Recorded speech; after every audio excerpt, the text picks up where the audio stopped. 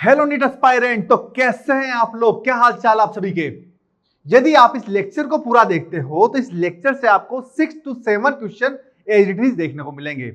अभी तक हमने बायोटेक्नोलॉजी प्रिंसिपल एंड प्रोसेस में फर्स्ट लेक्चर पढ़ लिया था। आज हम सेकंड लेक्चर की बात करेंगे। मैं गौरव राठौर स्वागत करता हूं आपका अपने यूट्यूब चैनल अकेड एक्सेल पर, जहां आपको बेहतरीन फैकल्टी और बेहतरीन कंटेंट दिया जाएगा। स्टार्ट करते हैं सेशन को। तो हम बात करते हैं लर्निंग ऑब्जेक्टिव की। शैक्षणिक उद्देश्य, बायोटेक्नोलॉजी प्रिंसिपल एंड प्रोसेस के शैक्षणिक उद्देश्य क्या है? तो शैक्षणिक उद्देश्य की बात करते हैं तो शैक्षणिक उद्देश्य क्या होते हैं कि आप इस लेक्चर को देख लेते हो तो आपको कौन कौन से लर्निंग ऑब्जेक्टिव प्राप्त हो जाएंगे। ठीक है, फर्स्ट लर्निंग ऑब्जेक्टिव की बात करेंगे, यानी कि फर्स्ट लेक्चर में हमने क्या क्या कवर किया था। हमने प्रिंसिपल और बायोटेक्नोलॉजी के बारे में बात की थी। हमने old biotechnology, modern biotechnology, recombinant कैसे बनते हैं, ट्रांसफॉर्मेशन कैसे होता है, ठीक है, ये सब बातें जानी थी। आज हम बात करने वाले हैं जेल इलेक्ट्रोफोरेसिस के बारे में, ठीक है, process of recombinant DNA technology के बारे में, पीसीआर के बारे में, बायोरिएक्टर डाउन स्ट्रीमिंग प्रोसेस के बारे में हम बात करेंगे। इतनी बातें समझ में आई? आगे बात करते हैं। एक चीज कमाल की देखो यार, मैं आपके लिए एनालिसिस करके आया हूं किस टॉपिक से कौन सा क्वेश्चन बार बार रिपीट होता है। देखो, एक होता है मेहनत करना और एक होता है गधा हिम्मली करना। ठीक है, अगर मेहनत को सही डायरेक्शन नहीं दी जाए तो मेहनत बेकार हो जाती है। तो बच्चों, मैं आपके लिए कुछ ऐसा करके आया हूं जिससे आपको हेल्प मिलेगी। इधर देखो, नीट में बायोटेक्नोलॉजी चैप्टर की बात करेंगे तो रेस्ट्रिक्शन एंजाइम यहां छपा है, यहां छपा है, यहां छपा है, यहां भी छपा है। तो 2025 में छपेगा। ठीक है, 2025 में भी छपेगा, 24 में छपा है, 23 में छपा है, 22 में छपा है, 21 में छपा है, तो 25 में भी छपेगा। बातें समझ में आ रही है? तो ये स्मार्ट वर्क करना जरूरी है यार। इधर देखो, 2024 में बात करते हैं, क्लोनिंग वेक्टर आया है, यहां भी आया है, यहां भी आया है। ठीक है, अगर हम लेटेस्ट पैटर्न की बात करें तो 22, 23, 24 में क्लोनिंग वेक्टर से सवाल आता है, पीबीआर 322 से क्वेश्चन आता है, तो उसमें करो ना काम यार। स्मार्ट स्टडी जरूरी है। उसी लिए इधर देखो, बायोरिएक्टर से क्वेश्चन आया है। ठीक है, बायोरिएक्टर से क्वेश्चन आया है, यहाँ पे नहीं आया है। तो देखो, हमें लेटेस्ट पैटर्न को फॉलो करना है। पीबीआर 322 से क्वेश्चन आया है, यहाँ भी पीबीआर 322 से क्वेश्चन आया है। ठीक है, जहां जहां पे स्टार है ना, वहां वहां पे सेम क्वेश्चन है। Cloning vector, cloning vector, cloning vector, जहां जहां पे पत्तियां है ना, वहां वहां पे सेम क्वेश्चन है। Restriction, restriction, restriction, restriction. ठीक है, जहां जहां पे हर्ट है, पीबीआर 322, पीबीआर 322 क्वेश्चन आता है। बातें समझ में आ रही है? स्मार्ट स्टडी करो बच्चों, उसी के लिए मैं आपके लिए ये एनालिसिस करके आया हूं। ठीक है, चलिए स्टार्ट करते हैं। एनसीईआरटी की एक एक लाइन को डिटेल में पढ़ेंगे, आराम से पढ़ेंगे। बातें समझ में आ रही है? एनसीईआरटी की एक एक लाइन को डिटेल में पढ़ेंगे, समझेंगे और एग्जाम ओरिएंटेड पढ़ेंगे, ना ज्यादा कम, ना ज्यादा ज्यादा, बिल्कुल एग्जाम ओरिएंटेड पढ़ेंगे। जो जो लाइन एग्जाम में छपती है उसको हम अंडरलाइन करेंगे और उसे अच्छे से समझेंगे। चलिए, अभी तक हमने क्या किया था? अभी तक हमने रिकॉम्बिनेशन बनाना सीख लिया था, रिकॉम्बिनेंट बनाना सीख लिया था। हमने क्या किया? प्लाज्मिड में डिजायरेबल जीन को ऐड किया with the help of ligase enzyme और रिकॉम्बिनेंट बनाया। उस रिकॉम्बिनेंट का हमने क्या करवाया था? ट्रांसफॉर्मेशन करवाया था, ट्रांसफर करवाया था इन दी बैक्टीरिया सेल या इन दी ऑर्गेनिज्म। इतनी बातें समझ में आई? अब इधर देखो, अब मेरी बात ध्यान से सुनिएगा। हमने क्या किया? डीएनए से एक्सट्रैक्ट किया जीन को, या सेल्स के डीएनए से हमने जीन को एक्सट्रैक्ट किया, अलग किया। जीन, डिजायरेबल जीन, जी what is gene? Part of DNA, part of specific nucleotide sequence. Specific nucleotide sequence present on DNA is known as gene. ठीक है, डीएनए का वह पार्ट जो आगे जाके एमआरएनए बनाता है, एमआरएनए से प्रोटीन बनाता है, प्रोटीन से एंजाइम बनाता है, वह क्या है? आपका जीन। बातें समझ में आ रही है?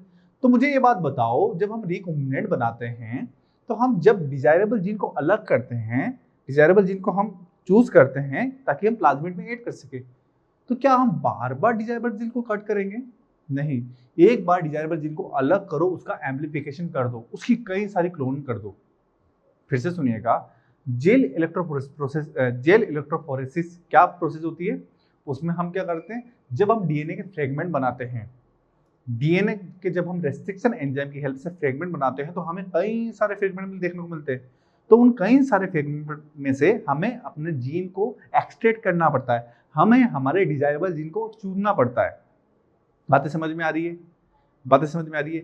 जब हम डीएनए में रेस्ट्रिक्शन एंजाइम से कट करते हैं तो डीएनए के कई सारे फ्रेगमेंट बनते हैं। तो उन डीएनए फ्रेगमेंट से हमें अपने मनपसंद जीन को अलग करना होता है। उसके लिए हम एक प्रोसेस को फॉलो करते हैं जिसका नाम होता है gel electrophoresis.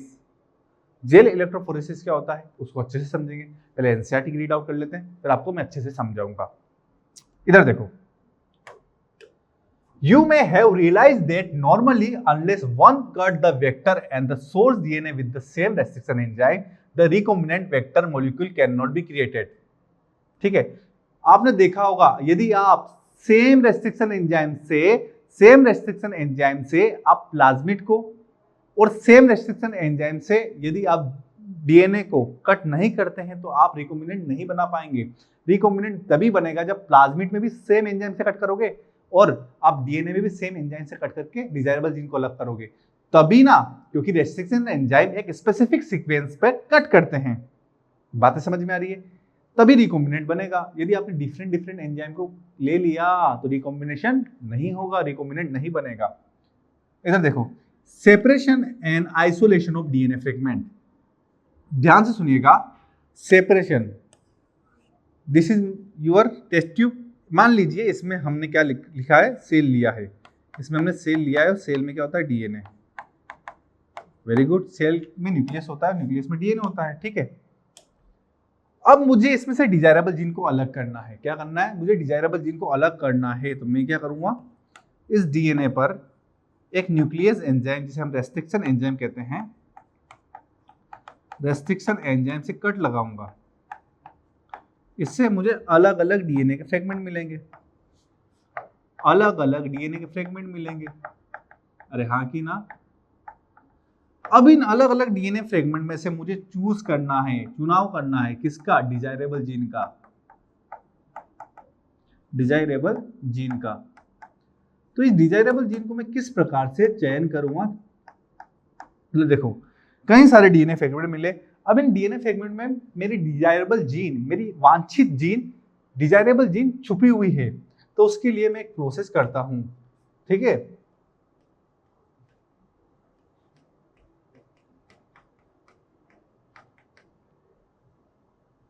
choose of desirable gene by the process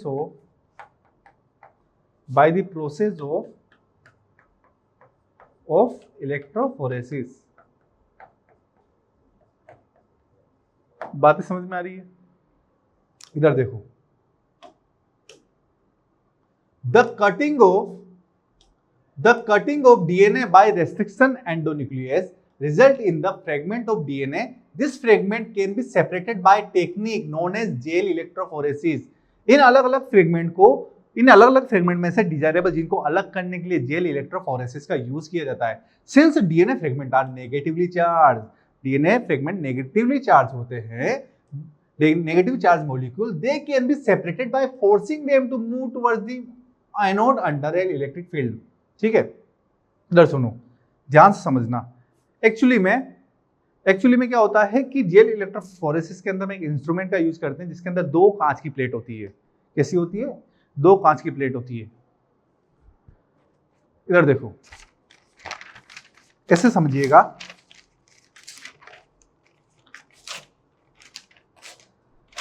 ठीक है, ये दो कांच की प्लेट होती है जेल इलेक्ट्रोफोरेसिस के इंस्ट्रूमेंट में। ठीक है, इस प्रकार से, और इसके बीच में कैविटी होती है। ठीक है, देख रहे हो आप, दो कांच की प्लेट ऐसे रखते हैं, इसमें इसी कैविटी में हम एग्रोथ जेल को भरते हैं। किसको भरते हैं? एग्रोथ जेल को। ध्यान से समझिएगा, हमने क्या किया, दो कांच की प्लेट ली, इसकी कैविटी में एग्रोथ जेल को लिया। एग्रोथ जेल रेड एल्गी जैसे कि ग्रेसिलेरिया जिलेडियम से मिलती है।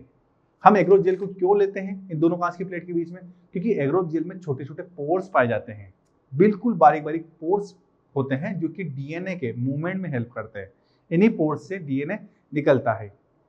ओके, इतनी बातें समझ में आ रही है? क्योंकि ये पोर्स क्या करते हैं, सीविंग इफेक्ट को क्रिएट करते हैं। किसको क्रिएट करते हैं? सीविंग इफेक्ट को। आप किसी चौक को पानी में रखते हो तो चौक में पानी चढ़ जाता है, पानी चौक में चढ़ जाता है ना, ऊपर की ओर, है ना। वैसे ही हम इन दोनों कांच की प्लेट के बीच में क्या रखते हैं, हम इन दोनों कांच की प्लेट के बीच में रखते हैं एग्रोथ जेल, ताकि वहां पे सीविंग इफेक्ट क्रिएट हो। क्वेश्चन आता है, ध्यान से सुनिएगा, क्वेश्चन आता है, सीविंग इफेक्ट क्रिएट हो। कौन सा इफेक्ट क्रिएट हो, सीविंग, जिसकी वजह से जिसकी वजह से डीएनए मूवमेंट करने लगता है। ठीक है, डीएनए एक नेगेटिव चार्ज मॉलिक्यूल होता है, वह पॉजिटिव की ओर जाता है। किसके प्रभाव में? इलेक्ट्रिक करंट के प्रभाव में। हम एक इंस्ट्रूमेंट को, इसी इंस्ट्रूमेंट को किससे कनेक्ट करते हैं? हम इस इंस्ट्रूमेंट को कनेक्ट करते हैं इलेक्ट्रिक करंट से, और हम यहाँ से अपर साइड से क्या करते हैं? पिपेट के थ्रू हम डीएनए के फ्रेगमेंट को डालते हैं। पिपेट के थ्रू हम अपर साइड से, ठीक है, अपर साइड से वेल्स से डीएनए के फ्रेगमेंट को डालते हैं और एक तरफ मॉलिक्यूलर मार्कर को डालते हैं। बताऊंगा आगे। इधर देखो,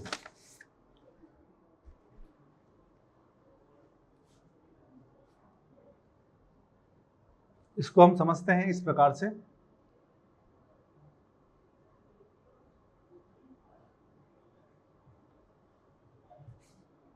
ध्यान से देखिएगा।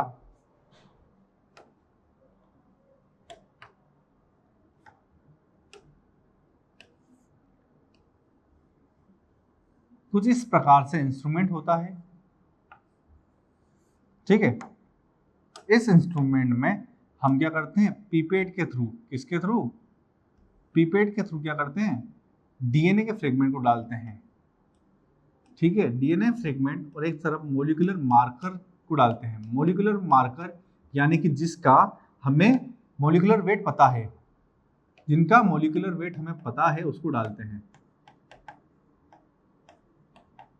पता है, और ये क्या है? Molecular marker. ठीक है, इस पिपेट के थ्रू हम डीएनए फ्रेगमेंट को यहां पे डालते हैं। डीएनए फ्रेगमेंट को यहां से डालते हैं। बातें समझना, आराम से समझना। और इसमें क्या भरा हुआ है? इसमें मान लीजिए एग्रो जेल भरा हुआ है। ठीक है, इसे समझिएगा, इसमें एग्रो जेल भरा हुआ है। ठीक है, इसमें एग्रो जेल की प्लेट, पूरी एग्रो जेल से पूरी प्लेट को हमने भर रखा है। एग्रो जेल कहां से प्राप्त होता है? Red algae, gracilaria gelidium. बातें समझ में आ रही है? बातें समझ में आ रही है? ठीक है,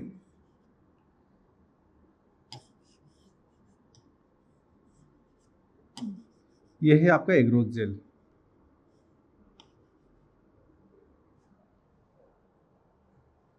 ओके, इधर देखो, आप इसे हम बफर में रखते हैं। इसे कहाँ रखते हैं हम? बफर के अंदर। इसे हम रखते हैं बफर में, बफर सॉल्यूशन में रखते हैं। किसमें? बफर सॉल्यूशन में।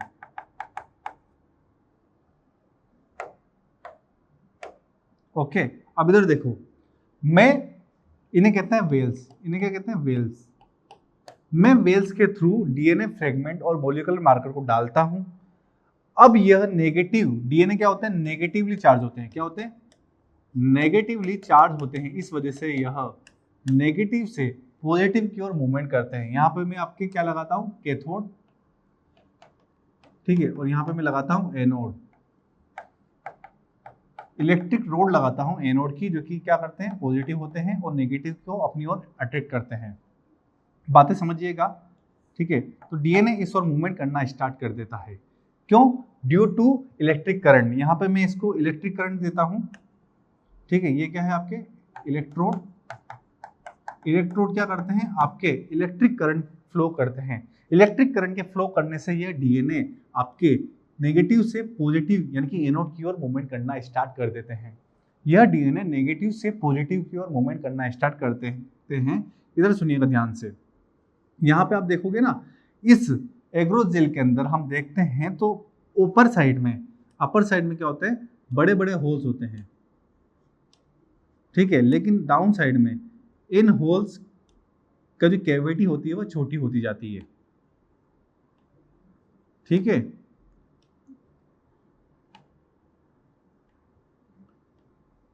इतनी बातें समझ में आ रही है? मैं क्या कहना चाहता हूं आपको, ध्यान से सुनिएगा। एग्रो जेल्स के अंदर पोर्स होते हैं। ठीक है, अपर साइड में वेल्स जो होते हैं उनका साइज बड़ा होता है, उनकी कैविटी बड़ी होती है। नीचे के साइड में जो वेल्स होते हैं उनका जो साइज होता है छोटा होता है। जब डीएनए इलेक्ट्रिक करंट के प्रभाव में नेगेटिव से पॉजिटिव आयन की ओर मूवमेंट करते हैं, डीएनए क्या होते हैं? हाइड्रोफिलिक होते हैं और नेगेटिवली चार्ज होते हैं वह इस डायरेक्शन में मूवमेंट करते हैं। करेंगे, ठीक है, करेंगे। इतनी बात आपको समझ में आ रही है। और एक तरफ हम ऐसे, ठीक है, एक तरफ हम ऐसे डीएनए फ्रेगमेंट को रखते हैं जिनका मोलिकुलर वेट हमें पता है। जैसे कि मान लीजिए यहाँ का 900 बेस पेयर, यहाँ का 800 बेस पेयर, यहाँ का 700 बेस पेयर और यहाँ का 600 बेस पेयर। ध्यान से समझिएगा मेरी बात को। हमारी डिजायरेबल जीन का मोलिकुलर वेट हमें पता है, हमारी डिजायरेबल जीन का मोलिकुलर वेट हमें पता है 700 बेस पेयर। तो जब हम, ध्यान से सुनिएगा, जब हम यहाँ से डीएनए को पास करते हैं, डीएनए के फ्रेगमेंट को पास करते हैं, तो डीएनए डाउन साइड में मूवमेंट करते हैं और अपर साइड में हम देखते हैं हाई मोलिकुलर वेट वाले डीएनए फ्रेगमेंट में ऊपर की साइड दिखाई देते हैं, ठीक है, जिनका बेस पेयर ज्यादा है, ठीक है। और नीचे की साइड हमें कम बेस पेयर वाले डीएनए के फ्रेगमेंट दिखाई देते हैं, क्योंकि यहाँ से अपर वाले पार्ट्स में वेल्स बड़े हैं तो बड़े बड़े फ्रेगमेंट निकल जाएंगे, लेकिन यहाँ पे वेल्स छोटे होते जा रहे हैं धीरे धीरे, तो आगे की ओर डीएनए फ्रेगमेंट मूवमेंट नहीं कर पाएंगे। इतनी बातें आपको समझ में आ रही है, इतनी बातें आपको समझ में आ रही है, ठीक है। अब देखो ये हमें दिखाई नहीं देता है, ये तो हम देखते हैं ना एक प्लेट पे हो रहा है सारे प्रोसेस, तो हम इसको लिए क्या करते हैं, इसको हम इस प्रोसेस को देखने के लिए हम इसको क्या करते हैं, यूवी लाइट के प्रेजेंस में, ठीक है, यूवी लाइट इस पे डालते हैं। कौन सी लाइट डालते हैं, यूवी लाइट।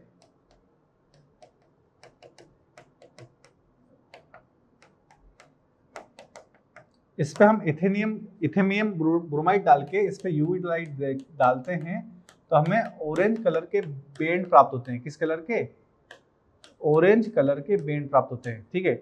जब हम इसे एथेनियम ब्रोमाइड इस पे डालते हैं, क्योंकि देखो ये प्रोसेस दिखाई नहीं देगी, प्लेट पे हो रही है, तो हम इस पे एथेनियम ब्रोमाइड डालते हैं, ठीक है, ठीक है, जो कि रंजक होता है, ठीक है, चीजों को देखने में हेल्प करवाता है, रंजक है ना। एथेनियम ब्रोमाइड इस पे डालते हैं और एथेनियम ब्रोमाइड डालने के बाद हम इस पे यूवी लाइट डालते हैं, तो हमें यहाँ पे ऑरेंज कलर के बैंड देखने को मिलते हैं। किस कलर के, ऑरेंज कलर के बैंड हमें देखने को मिलते हैं, ऑरेंज कलर के बैंड हमें देखने को मिलते हैं,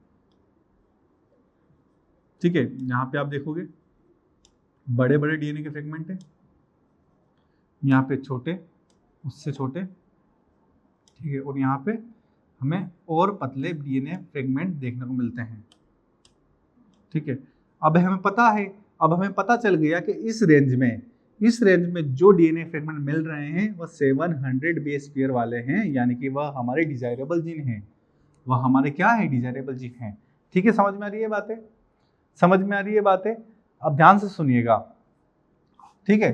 ये मोलिकुलर मार्कर क्या हेल्प करवाते हैं, मोलिकुलर मार्कर बेसिकली उस बात का संकेत देते हैं कि आपने जो यहाँ से जीन डाली है ना, वह जीन और अपनी डीएनए फ्रेगमेंट जब सेम रेंज में दिखाई देने लगते हैं, मोलिकुलर मार्कर में हम हमारे डिजायरेबल जीन को डालते हैं। मान लीजिए इसका भी 700 बेस पेयर वाले, ठीक है, तो हमें क्या दिखाई देंगे, हमें ये वाले और हमारे डीएनए फ्रेगमेंट के मॉलिक्यूल्स सेम सीरीज में दिखाई देंगे। मतलब हम इसे एक्सट्रैक्ट कर लेंगे, अच्छा हमारी डिजायरेबल जीन का बेस पेयर कितना था, 700, और हमारे डीएनए फ्रेगमेंट से हमें इस रेंज में 700 बेस पेयर वाले मॉलिक्यूल मिले हैं। मतलब कि दोनों क्या है, दोनों हमारे डिजायरेबल जीन हैं। इस प्रकार से हम इसको एक्सट्रैक्ट करते हैं। बातें समझ में आ रही है, दोनों क्या है, हमारे डिजायरेबल जीन है, ठीक है। किसका यूज करते हैं, एथेनियम ब्रोमाइड का यूज करते हैं, यूवी लाइट डालते हैं तो हमें ऑरेंज कलर के बैंड देखने को मिलते हैं। इतनी बात आपको समझ में आई। तो इस प्रकार से जेल इलेक्ट्रोफोरेसिस वर्क करती है। फिर से कंसाइज फॉर्म में सुन लो, हमने क्या किया, एक इंस्ट्रूमेंट लिया, इंस्ट्रूमेंट में ऊपर वेल्स होते हैं, ठीक है, वेल्स होते हैं, वेल्स हमने क्या किया, डीएनए फ्रेगमेंट को डाला और एक तरफ मोलिकुलर मार्कर को डाला। डीएनए फ्रेगमेंट से जब मैं डालता हूँ तो इस प्लेट पर यह डीएनए नेगेटिव चार्ज होने की वजह से पॉजिटिव की ओर मूवमेंट करते हैं, है ना, और यहाँ पे इसे इलेक्ट्रिक करंट से जोड़ा जाता है, तो अब नीचे की साइड पॉजिटिव चार्ज है, इस वजह से डीएनए नेगेटिव से पॉजिटिव की ओर आते हैं, क्योंकि डीएनए नेगेटिव मॉलिक्यूल है। अब जब ये मूवमेंट करते हैं तो ऊपर की ओर जो वेल्स होते हैं उनका साइज बड़ा होता है, इसलिए यहाँ से बड़े फ्रेगमेंट निकल जाते हैं, ठीक है। लेकिन जैसे जैसे हम नीचे जाते हैं तो पोर्स का साइज छोटा होता जाता है, ठीक है। और देखिएगा इसको हम एग्रोथ जेल के ऊपर करते हैं, क्योंकि एग्रोथ जेल के में छोटे छोटे छेद होते हैं जो कि सीविंग इफेक्ट शो करते हैं। सीविंग इफेक्ट की वजह से मूवमेंट करते हैं डीएनए फ्रेगमेंट, ठीक है। इस वजह से डाउन साइड मूवमेंट करते हैं डीएनए। कौन करते हैं, डीएनए डाउन साइड मूवमेंट करते हैं, ठीक है। नीचे की साइड पतले पतले या छोटे छोटे फ्रेगमेंट डीएनए के देखने को मिलते हैं, क्योंकि नीचे की साइड बेल्स का जो साइज होता है कम होता जाता है, पोर्स का साइज छोटा होता जाता है। इस वजह से हमें नीचे की ओर कम बेस पेयर वाले डीएनए के मॉलिक्यूल्स फ्रेगमेंट देखने को मिलेंगे।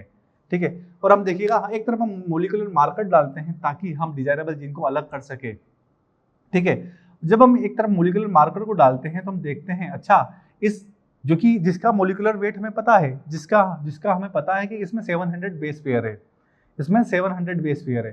ठीक है, ध्यान से सुनिएगा, इस डीएनए के अंदर कितने बेस पेयर है? 700, जो कि हमारा डिजायरेबल है। ठीक है, इसमें हम डिजायरेबल फ्रेगमेंट लेते हैं।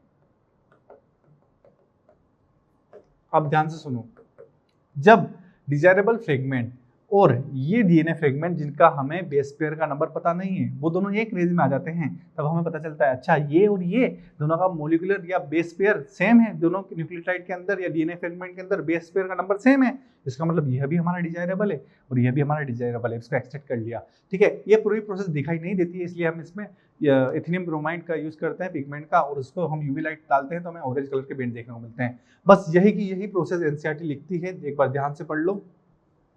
Under electric field through a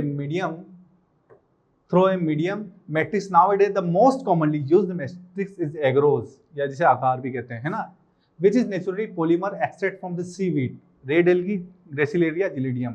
The DNA fragments separate dissolve according to their size through sieving effect. ध्यान से समझिएगा, क्वेश्चन आया है sieving effect provided by the agarose gel. Hence the smaller the fragment size, the farther it moves, उतना ही दूरियां move करेंगे, जितना स्मॉलर फ्रेगमेंट डीएनए का फ्रेगमेंट का साइज होगा उतना ही दूर मूवमेंट करेंगे। Look at the figure 9.3 and guess at which end of the gel sample was looked. The separated DNA fragment can be visualised only after staining the DNA with a compound known as ethidium bromide. ठीक है, किससे करेंगे? Ethidium bromide से। किससे करेंगे? Ethidium bromide से हम क्या करेंगे? उसे स्टेन करने के बाद ही देख सकते हैं। एथिडियम ब्रोमाइड से। किससे? एथिडियम ब्रोमाइड से। एथिडियम ब्रोमाइड से स्टेन करने के बाद जब उस पर यूवी लाइट डालते हैं तभी हम उसे देख सकते हैं। आगे बात करते हैं। Exposed to UV radiation, you cannot see pure DNA fragment in the visible light, and without staining, you can see bright orange color band of DNA in ethenium bromide. Question आया है ना, इसको क्वेश्चन आया हुआ है underline. ठीक है, the separated band of DNA are cut out from the agarose gel and extract from the gel piece. This step is known as elution. ठीक है, this pieces is known as evolution.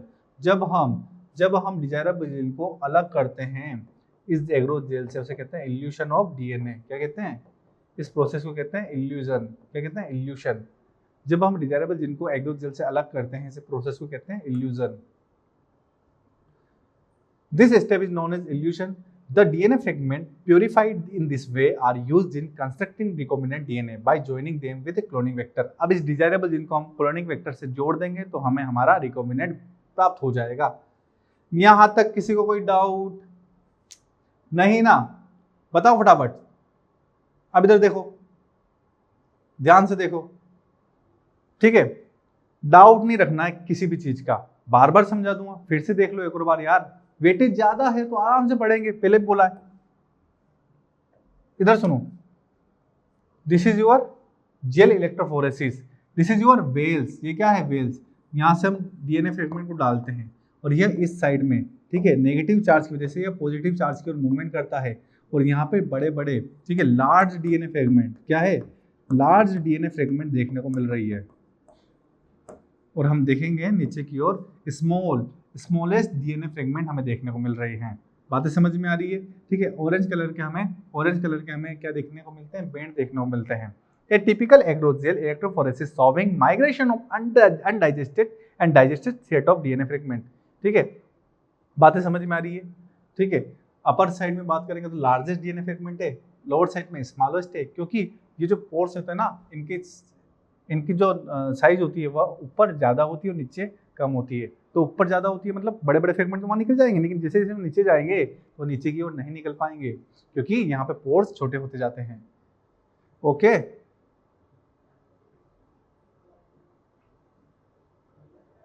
चलिए अब देखते हैं cloning vector. अब हम बात करते हैं क्लोनिंग वेक्टर।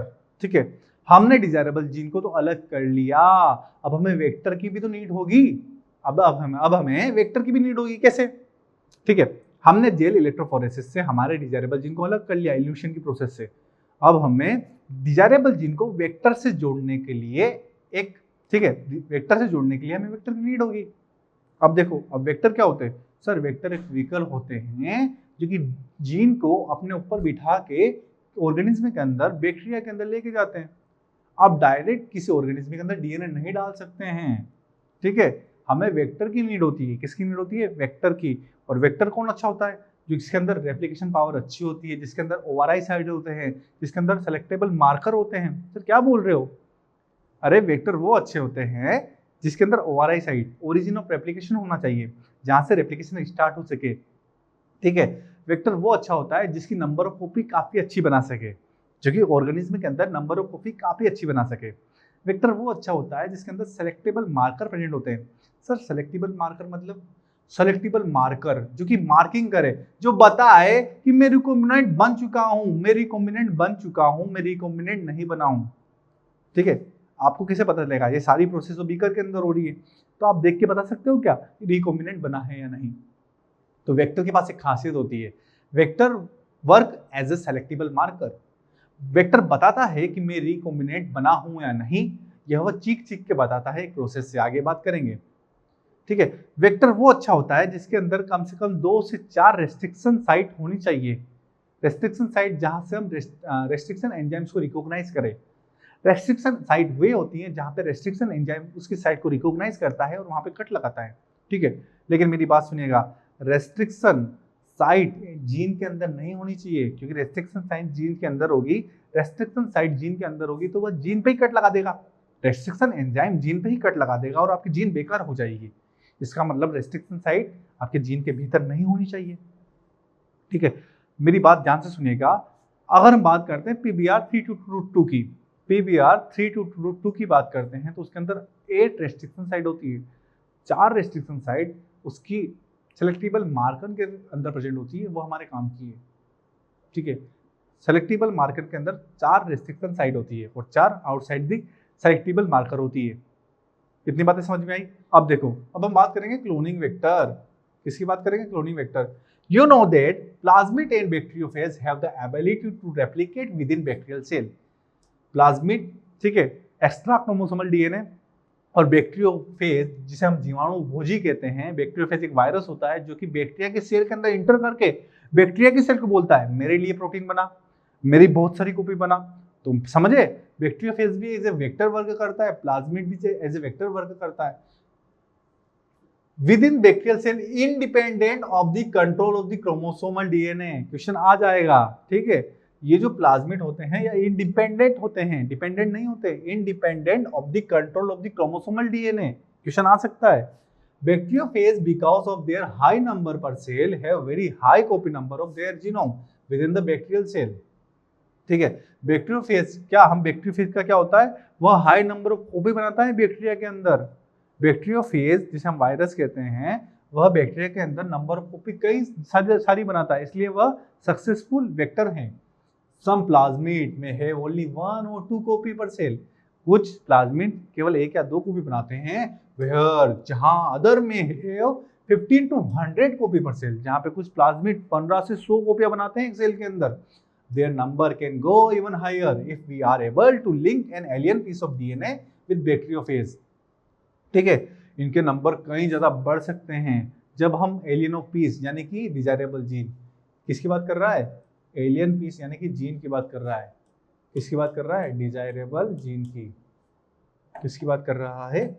इनके नंबर, कॉपी के नंबर बढ़ सकते हैं कब? जब हम डिजायरेबल जीन को वेक्टर के साथ ऐड करेंगे। ठीक है, to link alien piece of DNA with bacteriophage और प्लाज्मिड यानी कि vector, we can multiply its number equal to the copy number of the plasmid और bacteriophage। ठीक है, हम इसके नंबर को एलियन पीस ऑफ डीएनए के नंबर को इक्वल कर सकते हैं। जितनी कॉपी हमारे बैक्टीरियोफेज बनाएगा ना, उतनी कॉपी हमारे डिजायरेबल जीन की भी बनेगी।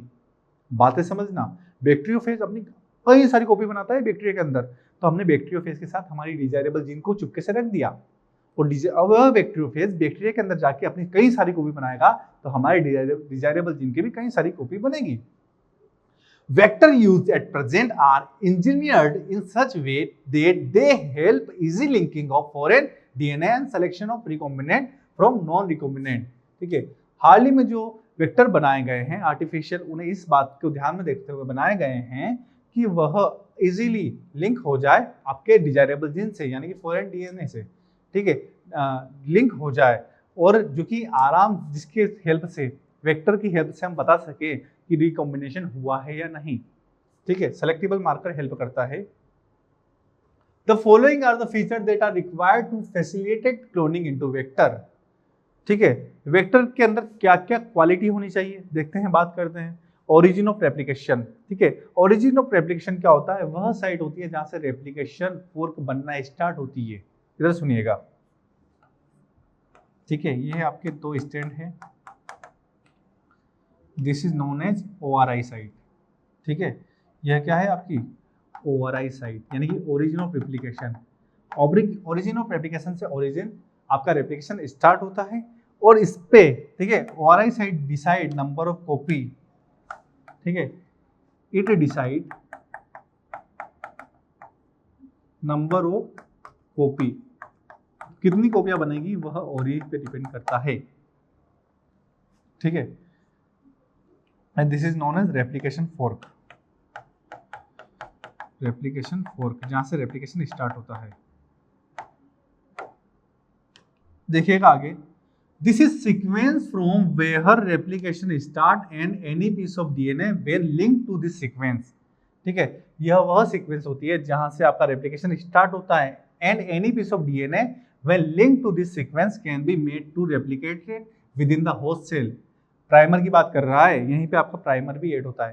प्राइमर क्या करता है? डीएनए रेप्लिकेशन को स्टार्ट करता है। ठीक है, start in any piece of DNA when linked to this sequence can be made to replicate it within the host cell. This sequence is also responsible for controlling the copy number of the linked DNA. फिर से करो underline. ठीक है, responsible for the controlling the copy number of the linked DNA, कौन? आपका ORI site. ठीक है, so if one want to recover many copy of the target DNA, it should be cloned in a vector whose origin support high copy number। ठीक है, यदि हम कई सारी कॉपियां बनाना चाहते हैं, तो हमें ऐसे वेक्टर को लेना चाहिए जिसके अंदर ओरी जो साइड है ना, ओरी जो है ना ज्यादा हो, और जो कि ज्यादा से ज्यादा हाई कॉपी नंबर बना सके। ओके, आगे बात करते हैं। चलिए आगे बात करते हैं भाई साहब, क्या कहता है आगे। एनसीईआरटी कहती है कि ऐसे वेक्टर को चुनाव करो जिसके अंदर सेलेक्टेबल मार्कर पाया जाता है। सेलेक्टेबल मार्कर क्या होता है? जो मार्किंग करे, जो रिकॉम्बिनेंट और नॉन रिकॉम्बिनेंट के बीच में मार्किंग करे।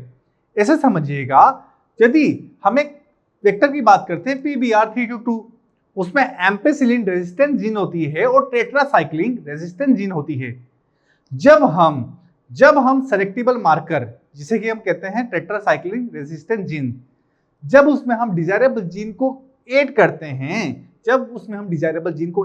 हैं, तो टेट्रासाइक्लिन रेजिस्टेंट जीन अपना रेजिस्टेंस प्रभाव को खो देती है, क्योंकि उसका इंसर्शनल इनएक्टिवेशन हो जाता है।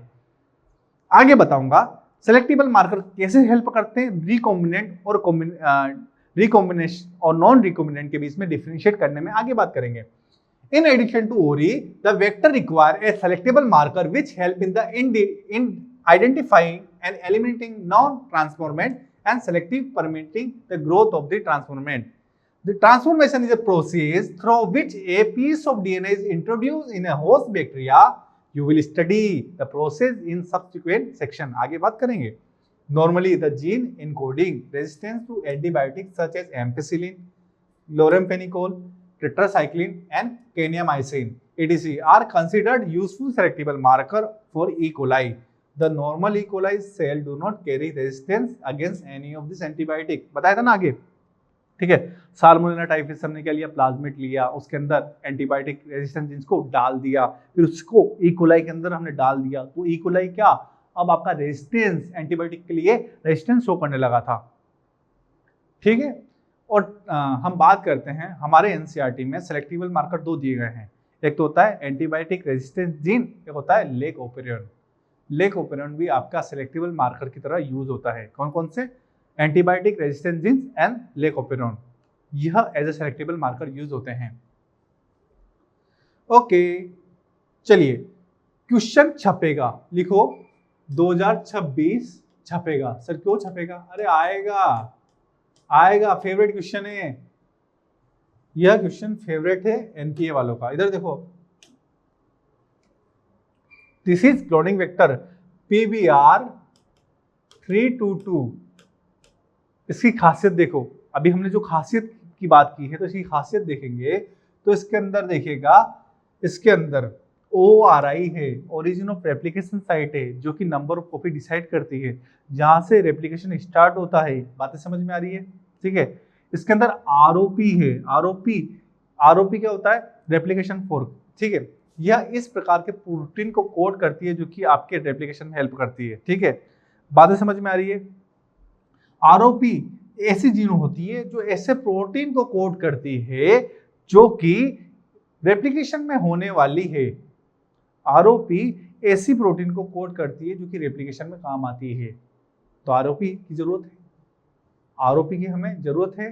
ROP ऐसे प्रोटीन को कोड करती है जो कि रेप्लिकेशन में काम आती है। ORI number of copy decide करती है, जहां से रेप्लिकेशन स्टार्ट होता है।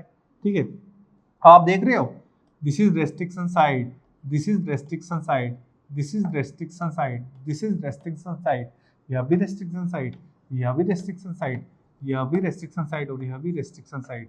यानी कि आप देख रहे हो रेस्ट्रिक्शन साइट कितनी होती है PBR 322 में? रेस्ट्रिक्शन साइट कितनी होती है? 8। ठीक है, with in selectable marker, with in selectable marker, with in selectable marker इसका नंबर कितना होता है? 4। यही हमारे काम की है, सेलेक्टेबल मार्कर वाली ही हमारे काम की है।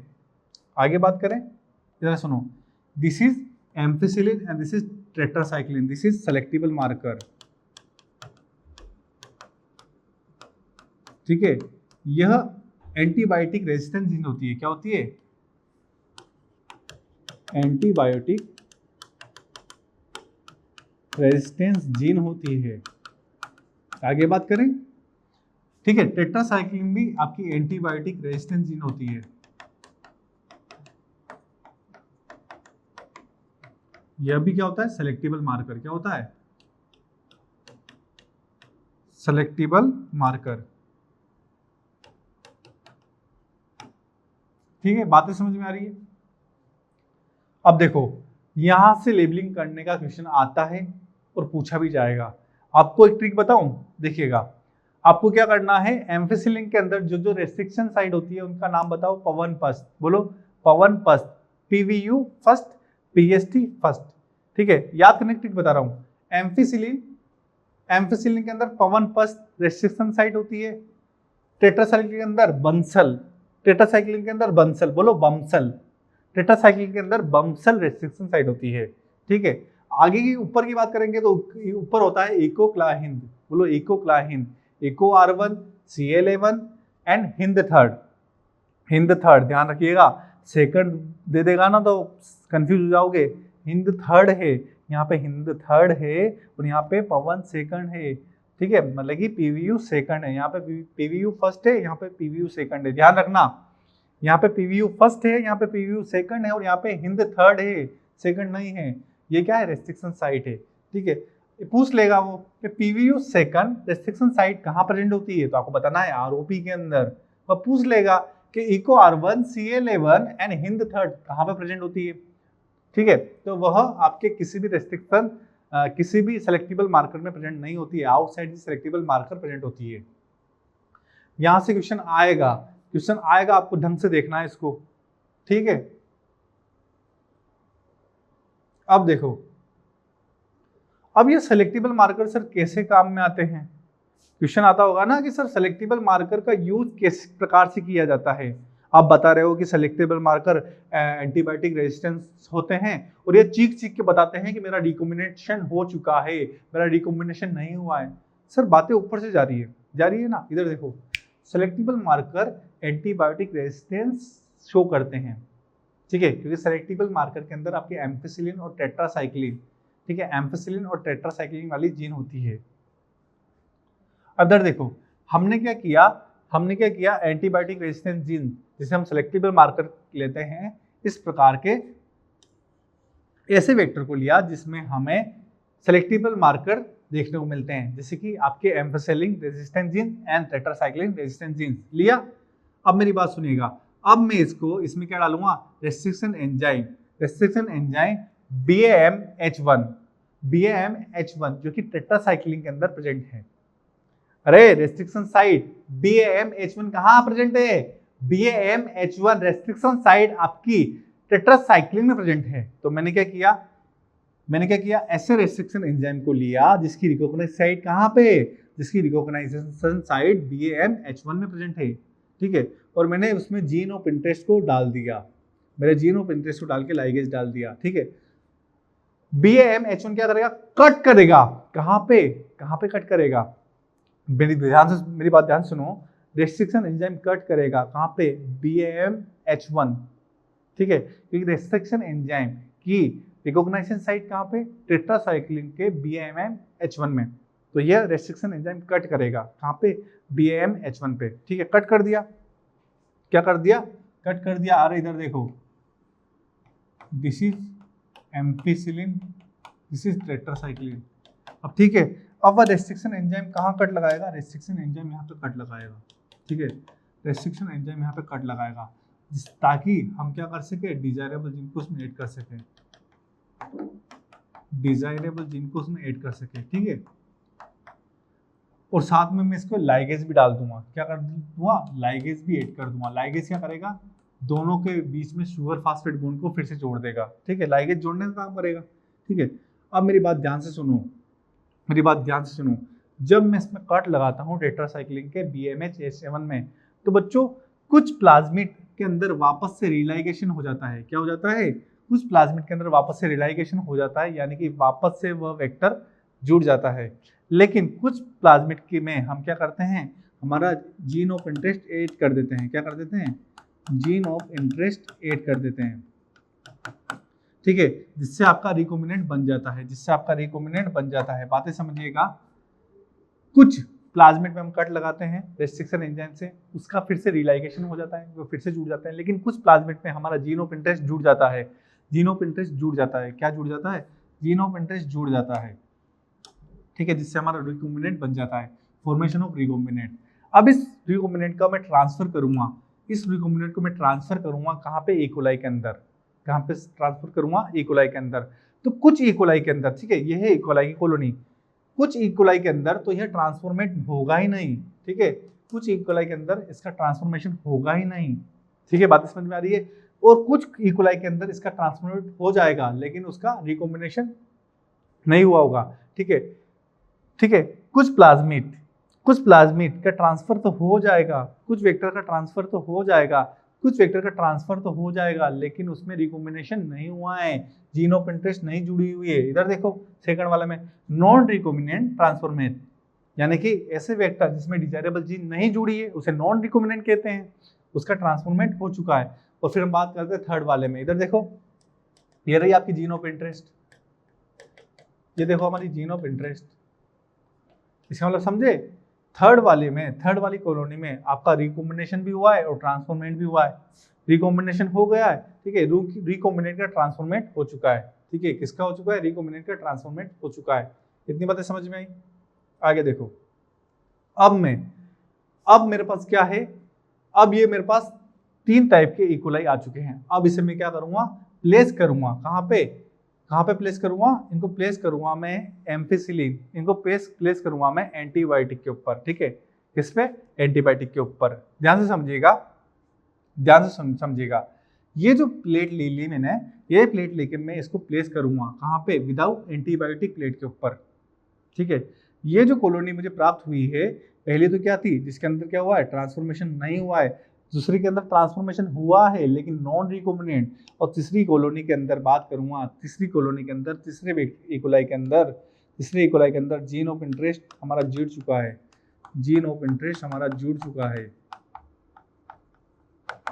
तीसरे के अंदर हमारा जीन ऑफ इंटरेस्ट जुड़ चुका है। अब मैं इसको पेपर से, ठीक है, पेपर इसके ऊपर प्लेस्ड करके मैं क्या करूँगा, इसको विदाउट एंटीबायोटिक वाली प्लेट पे लगा दूंगा। मैं एक पेपर लूँगा, एक्सपेरिमेंट में हम क्या करते हैं, इस प्लेट पे हम क्या लगाते हैं, पेपर लगाते हैं, ठीक है, और इस पेपर को फिर हम इस प्लेट पे प्लेस कर देते हैं। इस पेपर को इस प्लेट पे प्लेस करेंगे जो कि विदाउट एंटीबायोटिक है, ठीक है। इसका मतलब पहली और दूसरी और तीसरी तीनों कॉलोनी, पहली दूसरी और तीनों इकोलाई की कॉलोनी हमें क्या लिविंग दिखाई देगी, तीनों हमें सर्वाइव करती हुई दिखाई देगी। बातें समझ में आ रही है? बात ठीक है, ध्यान से सुनिएगा बात। जब हम विदाउट एंटीबायोटिक वाली प्लेट पे इस कॉलोनी को प्लेस करते हैं तो तीनों कॉलोनी हमें जीवित दिखाई देती है। लेकिन जब हम इस कॉलोनी को, इन तीनों कॉलोनी को ऐसी प्लेट पे प्लेस करते हैं, ऐसी प्लेट पे प्लेस करते हैं जिसपे एम्पिसिलिन एंटीबायोटिक होती है, तब पहली कॉलोनी सर्वाइव नहीं करती है। क्यों नहीं करती है सर्वाइव? पहली कॉलोनी सर्वाइव नहीं करती है, बताओ क्यों नहीं करती है? इसलिए नहीं करती है क्योंकि पहली कॉलोनी के पास आपकी एंटीबायोटिक रेजिस्टेंस जीन नहीं है। एंटीबायोटिक रेजिस्टेंस जीन्स कहाँ है, देख लो आप, है क्या एंटीबायोटिक रेजिस्टेंस जीन? नहीं है। इसका मतलब पहली कॉलोनी सर्वाइव नहीं करेगी एम्पिसिलिन एंटीबायोटिक प्लेट पर, ठीक है। इस कॉलोनी को जब हम एम्पिसिलिन एंटीबायोटिक प्लेट पर डालते हैं तो पहली कॉलोनी सर्वाइव नहीं करेगी, लेकिन दूसरी और तीसरी कॉलोनी सर्वाइव कर जाती है। क्योंकि इसके पास क्या है, एम्पिसिलिन रेजिस्टेंस जीन है। इसके पास क्या है, एम्पिसिलिन रेजिस्टेंस जीन है। इसके पास भी क्या है, एम्पिसिलिन रेजिस्टेंस जीन है। दोनों के पास क्या है, दोनों के पास एम्पिसिलिन रेजिस्टेंस जीन है। दोनों के पास एम्पिसिलिन रेजिस्टेंस जीन है, ठीक है। बातें समझ में आई? अब जब हम इस प्लेट को, इन कॉलोनी को ध्यान से समझिएगा, जब हम इन कॉलोनी को प्लेस करते हैं टेट्रासाइक्लिन एंटीबायोटिक पर, तब ना तो फर्स्ट वाली सर्वाइव करेगी, ना ही थर्ड वाली सर्वाइव करेगी, ओनली सेकंड वाली सर्वाइव करेगी। क्यों? देखिएगा, इसलिए सर्वाइव करेगी क्योंकि सेकंड वाली कॉलोनी में आपकी टेट्रासाइक्लिन एक्टिव है। थर्ड वाली में आपकी टेट्रासाइक्लिन एक्टिव नहीं है। क्यों? इसे कहते हैं इंसर्शनल एक्टिवेशन। क्या कहेंगे? Insertional activation. Insertional inactivation. ये क्या होता है, इधर सुनो। हमने ले लिया PBR 322, ठीक है, ये आपकी एम्पिसिलिन रेजिस्टेंस जीन, ये आपकी टेट्रासाइक्लिन रेजिस्टेंस जीन। जब इसमें हम डिजायरेबल जीन को ऐड करते हैं, मान लीजिए आपकी desirable gene of interest add करते हैं इसको यहाँ पे, ठीक है, उस कंडीशन में, ठीक है। ये क्या है, आपके सेलेक्टिबल मार्कर है। इस सेलेक्टिबल मार्कर में हम क्या ऐड करते हैं, क्योंकि सेलेक्टिबल मार्कर के अंदर रिकॉग्नाइजेशन साइट पाई जाती है, ठीक है। जब हम कट लगाएंगे यहाँ पर तो इस डिजायरेबल जीन को हम इसमें ऐड करेंगे। किसमें ऐड करेंगे? इसमें ऐड करेंगे। ध्यान से देखिएगा, ठीक है। डिजायरेबल जीन को हमने क्या ऐड किया, यहाँ पे ऐड किया, मान लीजिए यहाँ पे ऐड कर दिया। तो अब ये वाली टेट्रासाइक्लिन क्या हो गई, इनएक्टिव हो गई। इसे कहते हैं इंसर्शनल एक्टिवेशन। क्योंकि हमने टेट्रासाइक्लिन के अंदर जो रिकॉग्नाइजेशन साइट थी उसको कट कर हमने क्या कर दिया, इस जीन ऑफ इंटरेस्ट को ऐड कर दिया। तो इसका मतलब यह टेट्रासाइक्लिन अपना रेजिस्टेंस प्रभाव को खो चुकी है। बातें समझ में आ रही है? इसका मतलब जब हम इस कॉलोनी को टेट्रासाइक्लिन एंटीबायोटिक प्लेट पर प्लेस करते हैं तो हमें first and third colony death पाई जाती है, जबकि सेकंड कॉलोनी की हमें ग्रोथ देखने को मिलती है। क्यों? क्योंकि सेकंड कॉलोनी में इंसर्शनल एक्टिवेशन नहीं हुआ है, क्योंकि जीन ऑफ इंटरेस्ट हमने ऐड नहीं किया है। अरे ये नॉन रिकॉम्बिनेंट है ना, सेकंड वाला क्या है, नॉन रिकॉम्बिनेंट ट्रांसफॉर्मेट है, ठीक है। आप देख लो, ध्यान से देखो, मैं जो बता रहा हूँ ध्यान से देखो, ठीक है। ग्रोथ देखिएगा, जब आप एम्फीसिलिन एंटीबायोटिक पर इस कॉलोनी को, इन 3 कॉलोनी को प्लेस करते हैं, किस पर, एम्फीसिलिन एंटीबायोटिक पर, तो हमें पहली प्लेट की ग्रोथ नहीं देखने को मिलती है क्योंकि वह नॉन ट्रांसफॉर्मेट है, उसका ट्रांसफॉर्मेट नहीं हुआ है। सेकंड कॉलोनी की ग्रोथ हमें देखने को मिलती है क्योंकि वह नॉन रिकॉम्बिनेंट ट्रांसफॉर्मेट है। और थर्ड कॉलोनी की हमें ग्रोथ देखने को मिलती है जब हम उसे एम्फीसिलिन एंटीबायोटिक पे प्लेस करते हैं क्योंकि वह रिकॉम्बिनेंट एंड ट्रांसफॉर्मेट है। वैसे ही बात करते हैं, तो सेकंड कॉलोनी की ग्रोथ की बात करेंगे, ध्यान से सुनिएगा। सेकंड कॉलोनी की ग्रोथ की बात करेंगे तो सेकंड कॉलोनी को हम जब टेट्रासाइक्लिन पे प्लेस करते हैं, टेट्रासाइक्लिन पे प्लेस करते हैं तो यह फर्स्ट कॉलोनी ग्रोथ शो नहीं करती है, ठीक है। सेकंड कॉलोनी ग्रोथ शो करती है और थर्ड कॉलोनी ग्रोथ शो नहीं करती है। क्यों नहीं करती है? क्योंकि थर्ड कॉलोनी के पास आपका थर्ड कॉलोनी का इंसर्शनल एक्टिवेशन हो चुका है। क्या हो चुका है? इंसर्शनल इनएक्टिवेशन हो चुका है। सेकंड कॉलोनी ग्रोथ इसलिए शो करती है क्योंकि इसके अंदर इंसर्शनल इनएक्टिवेशन नहीं हुआ है।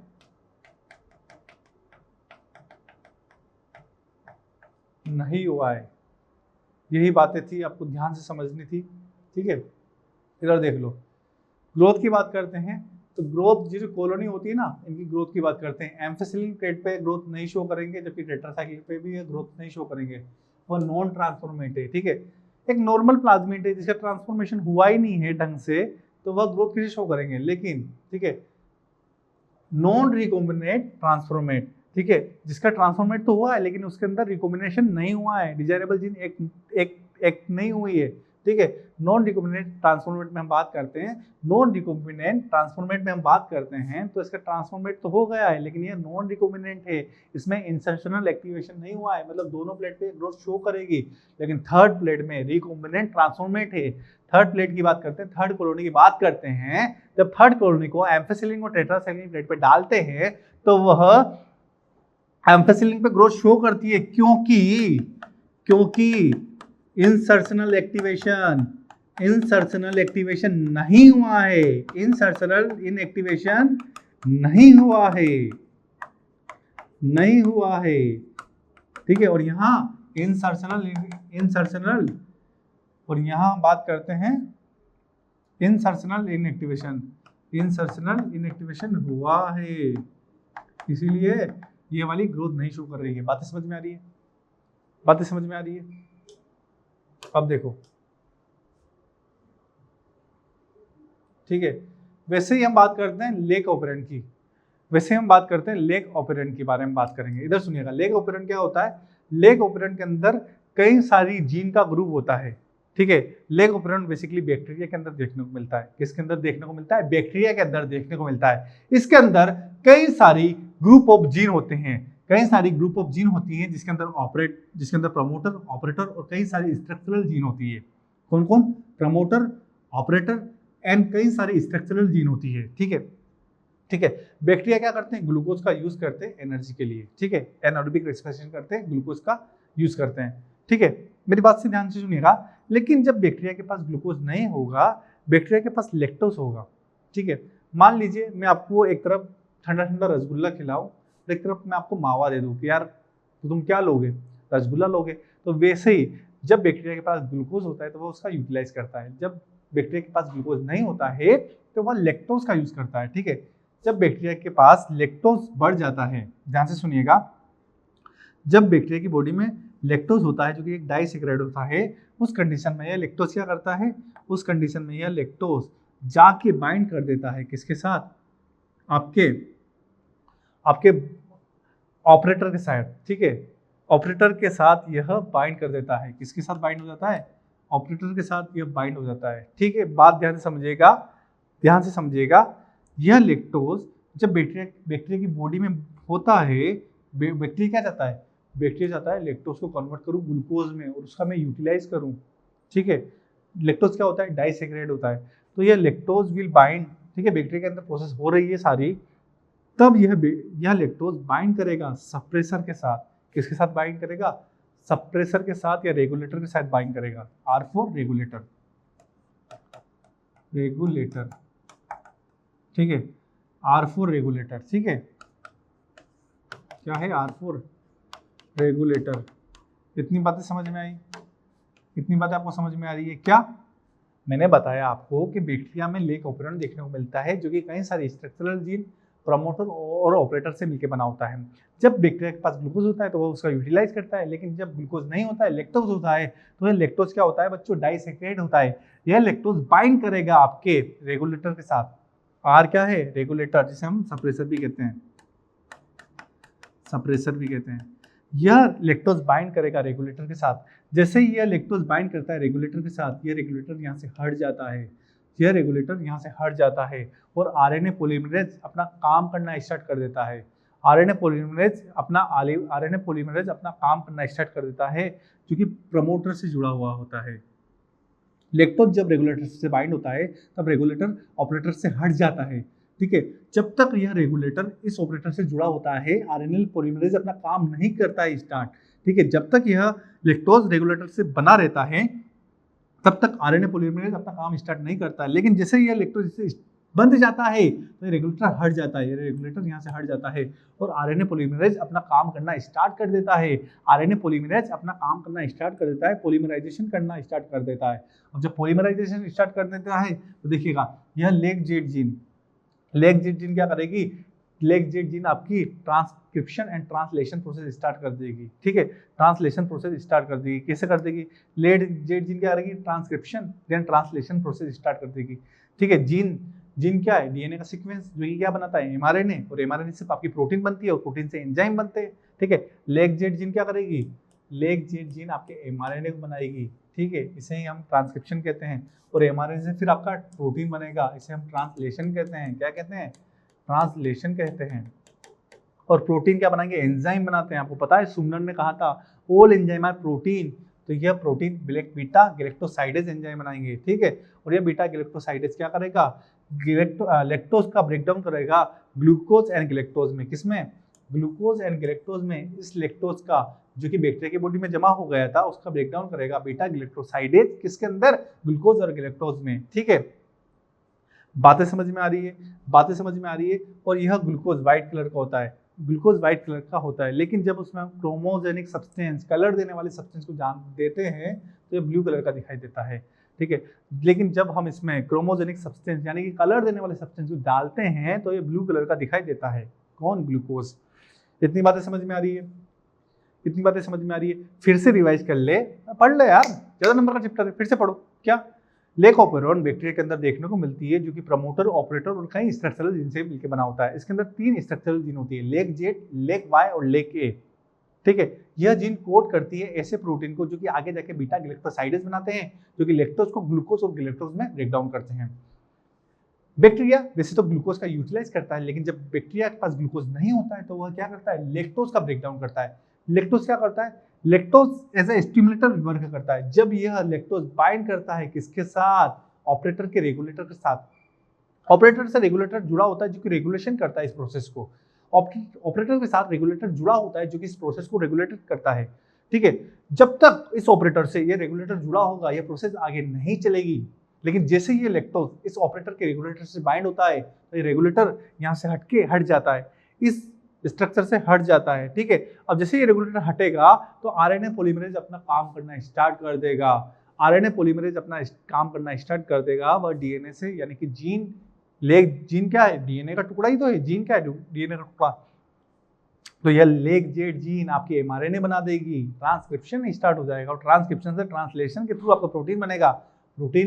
वह प्रोटीन ऐसे एंजाइम को बनाएगी जिसे हम बीटा गैलेक्टोसाइडेज कहते हैं, जो कि लैक्टोज का ब्रेकडाउन करेगी ग्लूकोज एंड गैलेक्टोज में। बातें समझ में आई? बातें समझ में आई? इंपॉर्टेंट है, ध्यान से सुन लो, ठीक है। आगे बात करते हैं, ठीक है। अब देखो लेग जेट ऑपरेंड का भी हम सेलेक्टेबल मार्कर के लिए यूज कैसे करते हैं, इधर देख लो। हमने क्या किया? PUC8 एक प्लाज्मिक वेक्टर लिया। क्या लिया? PUC8 एक वेक्टर लिया, ठीक है, जिसके अंदर एम्फीसिलिन रेजिस्टेंट जीन्स होती है, टेट्रासाइक्लिन रेजिस्टेंट जीन नहीं होती है। फिर से सुन लो, PUC8 वेक्टर का यूज किया जिसमें एम्फीसिलिन रेजिस्टेंट जीन होती है लेकिन टेट्रासाइक्लिन रेजिस्टेंट जीन नहीं होती है, उसमें उसकी जगह लेग जेड जीन होती है। PUC8 में लेग जेड जीन होती है, ठीक है। हमने क्या किया? PUC8 ले लिया, उसके अंदर हमने रेजिस्टेंस एंजाइम डाल दिया, उसके अंदर जीन ऑफ इंटरेस्ट डाल दिया, फिर लाइगेज डाल दिया। वही तो प्रोसेस है, पहले काटो फिर जोड़ो, पहले काटो रेस्ट्रिक्शन एंजाइम से काटो, प्लाज्मिड के पार्ट काटो, लाइगेज से डिजायरेबल जीन को जोड़ दो। ठीक है, हमने जीन ऑफ इंटरेस्ट या डिजायरेबल जीन को जोड़ दी, फिर लाइगेज हमने जुड़वा दी। अब इधर देखो हमें क्या प्राप्त हुआ, हमें PUC8 की 2 कॉलोनी प्राप्त हुई, पहली में जिसमें हमें डिजायरेबल जीन ऐड नहीं हुई है और दूसरी जिसमें डिजायरेबल जीन ऐड हो चुकी है, दूसरी जिसमें डिजायरेबल जीन ऐड हो चुकी है। ठीक है, इसे हम कहते हैं रिकॉम्बिनेंट। ये क्या बन चुका है, रिकॉम्बिनेंट। बातें समझ में आ रही है? ठीक है, और ये क्या है, नॉन रिकॉम्बिनेंट। अब इसे मैं ट्रांसफॉर्मेशन करूंगा, इसका ट्रांसफर करूंगा मैं किसके अंदर, आपके कॉलोनी के अंदर इसका ट्रांसफर करूंगा मैं। ठीक है, इसका ट्रांसफर मैं करता हूँ ई कोलाई के अंदर। ठीक है, जब इसमें इसका ट्रांसफर करता हूँ, ठीक है, तो पहली का तो ट्रांसफॉर्मेशन नहीं हुआ, किसी भी कॉलोनी का इस बैक्टीरिया के अंदर ट्रांसफॉर्मेशन नहीं हुआ, किसी भी कॉलोनी का इस बैक्टीरिया के अंदर ट्रांसफॉर्मेशन नहीं हुआ। जब ये बात करते हैं सेकंड कॉलोनी का ट्रांसफॉर्मेशन हो गया, इस कॉलोनी का ट्रांसफॉर्मेशन हो गया, लेकिन ये नॉन रिकॉम्बिनेंट ट्रांसफॉर्मेशन है। थर्ड कॉलोनी की बात करेंगे, थर्ड रिकॉम्बिनेंट, थर्ड देखिए थर्ड क्या है, रिकॉम्बिनेंट ट्रांसफॉर्मेशन। ठीक है, थर्ड क्या है, रिकॉम्बिनेंट ट्रांसफॉर्मेशन हुआ है। थर्ड में क्या हुआ है, रिकॉम्बिनेंट ट्रांसफॉर्मेशन हुआ है। थर्ड ऐसी कॉलोनी है जिसका रिकॉम्बिनेंट ट्रांसफॉर्मेशन हुआ है। देखो रिकॉम्बिनेंट हुआ है, जीन ऑफ इंटरेस्ट जुड़ गई है, रिकॉम्बिनेशन हो गया है। अब देखो जब हम इसे विदाउट एंटीबायोटिक प्लेट पर डालते हैं, जब इस कॉलोनी को हम तीनों प्लेट को पेपर से क्या करते हैं, इसको प्लेस कर देते हैं। अब सारे कॉलोनी पेपर पर आ गई, अब इस पेपर को हम प्लेस करेंगे विदाउट एंटीबायोटिक जीन। पहली दूसरी तीनों कॉलोनी सर्वाइव कर जाएगी, यह भी सर्वाइव कर जाएगी। ठीक है, अब हमने इसका रेप्लिका बनाया, मतलब इसकी कई सारी क्लोन बनाई। ठीक है, और फिर हमने क्या किया, इस कॉलोनी को, ठीक है, इस कॉलोनी को प्लेस किया ऐसी प्लेट पे जो कि एम्फिसिलिन एंटीबायोटिक रखती है। ठीक है, एम्फिसिलिन एंटीबायोटिक प्लेट पे और क्रोमोजेनिक सब्सटेंस वाली प्लेट पे प्लेस किया, तो आप देखोगे क्या देखोगे, फर्स्ट कॉलोनी ने सर्वाइव नहीं किया क्योंकि उसके अंदर नॉन ट्रांसफॉर्मेट है। ठीक है, वह नॉन ट्रांसफॉर्मेट है। सेकंड कॉलोनी, ठीक है, ट्रांसफॉर्मेशन हुआ ही नहीं है फर्स्ट कॉलोनी के अंदर। तो अरे फर्स्ट कॉलोनी के अंदर रिकॉम्बिनेशन या तो ना तो रिकॉम्बिनेंट आया ना नॉन रिकॉम्बिनेंट आया, मतलब ट्रांसफॉर्मेशन हुआ ही नहीं है। ठीक है, इसका मतलब इसमें ग्रोथ नहीं होगी। सेकंड की बात करेंगे, देखिएगा सेकंड कॉलोनी की बात करेंगे तो सेकंड कॉलोनी की बात करेंगे तो सेकंड कॉलोनी हमें ब्लू दिखाई देती है। ठीक है, सेकंड कॉलोनी हमें क्या दिखाई देती है, ब्लू दिखाई देती है। क्या दिखाई देती है, सेकंड कॉलोनी हमें ब्लू दिखाई देती है, नॉन रिकॉम्बिनेंट ट्रांसफॉर्मेट। ठीक है, सेकंड कॉलोनी क्या है, नॉन रिकॉम्बिनेंट है और ट्रांसफॉर्मेशन हो चुका है, इसलिए इसे कहेंगे नॉन रिकॉम्बिनेंट ट्रांसफॉर्मेट। ये कैसे दिखाई देती है, ब्लू दिखाई देती है। कैसे दिखाई देती है, ब्लू दिखाई देती है। बातें समझ में आ रही है? और तीसरी बात करेंगे, थर्ड जो कॉलोनी होती है हमें वह वाइट दिखाई देती है क्योंकि वह रिकॉम्बिनेंट ट्रांसफॉर्मेट है। क्या है वह, वाइट दिखाई देती है क्योंकि वह रिकॉम्बिनेंट ट्रांसफॉर्मेट है। बातें समझ में आ रही है? इतनी बातें आपको समझ में आ रही है, ध्यान से इतनी बातें आपको समझ में आ रही है। ठीक है, क्रोमोजेनिक सब्सटेंस, ठीक है, हम क्रोमोजेनिक सब्सटेंस क्यों डालते हैं, क्रोमोजेनिक सब्सटेंस हम इसलिए डालते हैं ताकि हमें पता चल जाए कि ये लेग जेड जीन है ना, ये लेग जेड जीन वर्क कर रही है। लेग जेड जीन क्या करती है, आपके लैक्टोज को ग्लूकोज में चेंज करती है। ठीक है, लेग जेड जीन का इंसर्शनल एक्टिवेशन नहीं हुआ है, लेग जेड जीन का इंसर्शनल इनएक्टिवेशन नहीं हुआ है, उस कंडीशन में क्या होगा, लेग जेड जीन का इंसर्शनल इनएक्टिवेशन नहीं हुआ है, उस कंडीशन में क्या होगा, सेकंड वाली कॉलोनी का देखो, सेकंड वाली कॉलोनी जो ट्रांसफॉर्मेट हुई है उसके अंदर इंसर्शनल एक्टिवेशन हुआ है, नहीं हुआ है क्योंकि वह नॉन रिकॉम्बिनेंट है, इसका मतलब leg Z gene second colony में काम कर रही है और लेग जेड जीन जब काम करेगी तो लैक्टोज को ग्लूकोज में चेंज करेगी और ग्लूकोज को जब हम क्रोमोजेनिक सब्सटेंस में अंदर देखते हैं, ग्लूकोज को जब हम क्रोमोजेनिक सब्सटेंस के अंदर देखते हैं तो हमें ब्लू कलर की कॉलोनी दिखाई देती है। इसका मतलब आप बोल सकते हो कि हाँ यहाँ पे ब्लू कलर दिखाई दे रहा है, इसका मतलब दूसरे नंबर की जो कॉलोनी है वहाँ पे नॉन रिकॉम्बिनेंट है, जीन ऑफ इंटरेस्ट ऐड नहीं हुई है क्योंकि लेग जेड जीन हमारी काम कर रही है, लैक्टोज को ग्लूकोज में चेंज कर रही है। इतनी बातें समझ में आई? क्वेश्चन काफी इंपॉर्टेंट है बच्चों। एक अच्छे वेक्टर की खासियत क्या होती है, हम उसमें हमने बात की ORI होना चाहिए, सेलेक्टिबल मार्कर होना चाहिए। सेलेक्टिबल मार्कर में हमने एंटीबायोटिक रेजिस्टेंट जीन्स के बारे में बात कर ली, हमने लेक ऑपरेंट के बारे में बात कर लिया। अब हम बात करते हैं क्लोनिंग वेक्टर के पास क्लोनिंग साइट होनी चाहिए, ठीक है। एक क्लोनिंग वेक्टर के पास मतलब क्लोनिंग साइट तो होनी चाहिए, जिसे हम रिकॉग्नाइजेशन साइट भी कहते हैं, लेकिन ज्यादा रिकॉग्नाइजेशन साइट या क्लोनिंग साइट होगी तो जो रेस्ट्रिक्शन एंजाइम बार बार कट लगा देगा। इधर सुनो, मान लीजिए कि हमारा कोई प्लाज्मिड है, वेक्टर है ना, अगर यहाँ पे भी रिकॉग्नाइजेशन साइट होगी, यहाँ पे भी होगी, यहाँ पे भी होगी, तो मोर देन मान लीजिए कहीं ज्यादा अगर रिकॉग्नाइजेशन साइट कहीं ज्यादा होगी तो फिर तो रेस्ट्रिक्शन एंजाइम सब जगह कट लगा देगा, ठीक है। फिर से सुनो, एक अच्छी बात बताऊं, एक रेस्ट्रिक्शन एंजाइम की कई सारी रिकॉग्नाइजेशन साइट या ओवरराइड साइट नहीं होनी चाहिए, क्योंकि एक रेस्ट्रिक्शन एंजाइम जब प्लाज्मिड को देखेगा, ज्यादा उसे रिकॉग्नाइजेशन साइट या ओवरराइड साइट जहाँ पे वो कट लगाता है वो देखेगा तो सब जगह कट लगा देगा, तो आपका तो प्लाज्मिड ही खराब हो जाएगा, आपका तो वेक्टर ही खराब हो जाएगा। एक रेस्ट्रिक्शन एंजाइम की ज्यादा रिकॉग्नाइजेशन साइट या क्लोनिंग साइट नहीं होनी चाहिए, ठीक है, क्योंकि वह पढ़ेगा रिकॉग्नाइजेशन साइट को, रेस्ट्रिक्शन एंजाइम पढ़ेगा और बार बार कट लगा देगा, सब जगह कट लगा देगा। हाँ, लेकिन एक वेक्टर के अंदर अलग अलग रेस्ट्रिक्शन एंजाइम की साइट भी प्रेजेंट होनी चाहिए, बातें समझना। एक वेक्टर के अंदर अलग अलग रेस्ट्रिक्शन एंजाइम की साइट प्रेजेंट होनी चाहिए, लेकिन एक रेस्ट्रिक्शन एंजाइम की कई सारी साइट प्रेजेंट नहीं होनी चाहिए। Cloning site, in order to link the alien DNA या डिजायरेबल डीएनए, है ना, एलियन डीएनए बोल रहा है एनसीईआरटी, नीचे लिखेंगे desirable DNA. In order to link alien DNA, the vector need to have very few perfectly single recognition site for commonly used restriction enzyme, ठीक है। एक restriction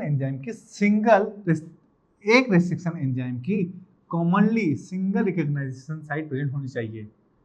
In order to link the alien DNA, the vector need to have very few perfectly single recognition site for the commonly used restriction enzyme. एक commonly used restriction enzyme की single site present होनी चाहिए।